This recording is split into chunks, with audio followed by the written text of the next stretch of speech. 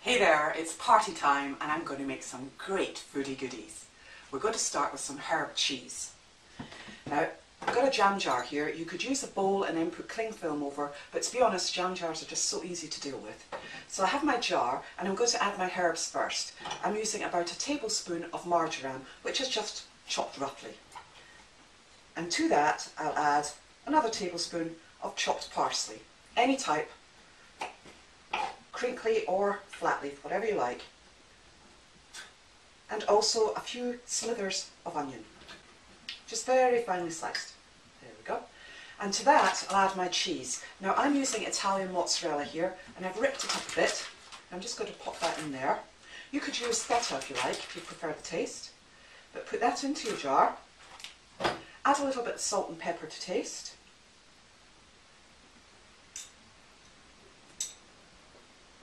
But remember, your cheese does tend to be a bit salty already. And then add sunflower oil. Now I put in about 3 tablespoonfuls of sunflower oil.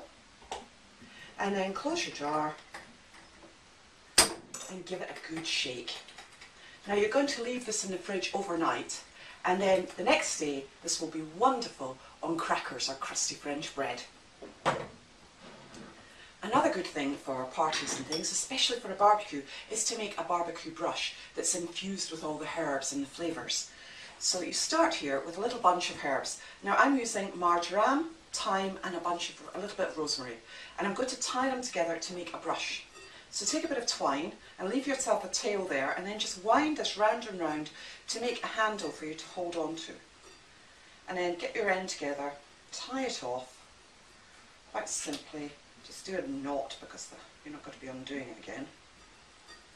And then just cut off the ends. There we are.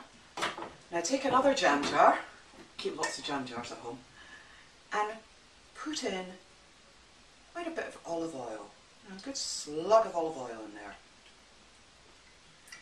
there. Trim off the end of your brush so that you can fit this into your jar and pop it into the jar. There we are, and really squish it down like that. You want to really get these herbs covered in the oil. So there we go. Put the lid on, and a bit of shake around, and again put this in the fridge and leave it there overnight. And then next day when you're having your barbecue and you want to baste the meat and things like that, this will be just perfect and it'll spread all those gorgeous herby flavours. Another thing you can do for the barbecue is to make rosemary skewers. Now rosemary is just perfect with its little woody stem for making skewers, but you've got to be careful. They're not really, they're not robust like normal skewers, so don't be too heavy-handed with them. And also, before you're using them, remember to soak them so that they don't catch light. But if you take a rosemary stick like this and peel off all your leaves, now don't waste them, save them, you can dry them, use them for other projects, but leave a tuft like this, like a little Christmas tree at the end. And then take the various bits and pieces that you want onto your kebab. I'm using little mushrooms here, anything that's about the right size, piece of pork, tomatoes, little baby tomatoes, all different colours if you can get them. I'm putting in basil leaves here, adding an extra herb, more elements of herbs of course, and then a bit of onion and a bit more meat. It's up to you what you do. You can make these totally vegetarian, you can do whatever you like with them. The choice is yours. There we go. Just add on all your different pieces and then you can marinate these in your herb oil, as prepared earlier, and then pop these on the barbecue. And don't they look pretty with their rosemary tufts?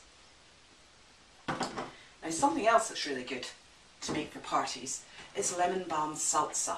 Now everyone thinks of salsas as using just chilies or even putting in basil and things like that, but I like to use lemon balm because it's got such a lovely zingy summery taste. And all we're going to do here is put our components together.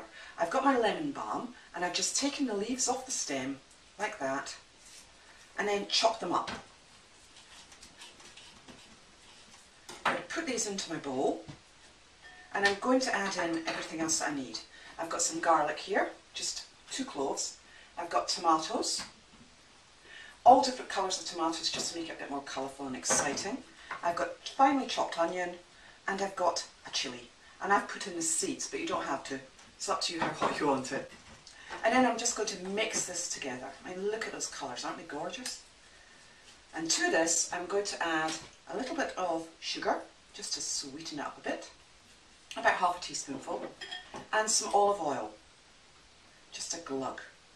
Now, you could easily do this in your food processor, but to be honest, I like to do it by hand because I like to see just the consistency I'm getting, and I like it kind of chunky, to be honest. Now, what I would do with this is I would cover this in cling film, and I would put this into the fridge, and I would leave it there for at least 2 hours so that all the flavours can meld together and become gorgeous. And then once that's done, I would pour it out into my serving dish, something nice and fun like that, and serve it with my crisps like that. And there you have it. Some nice party food ideas. And they're so easy.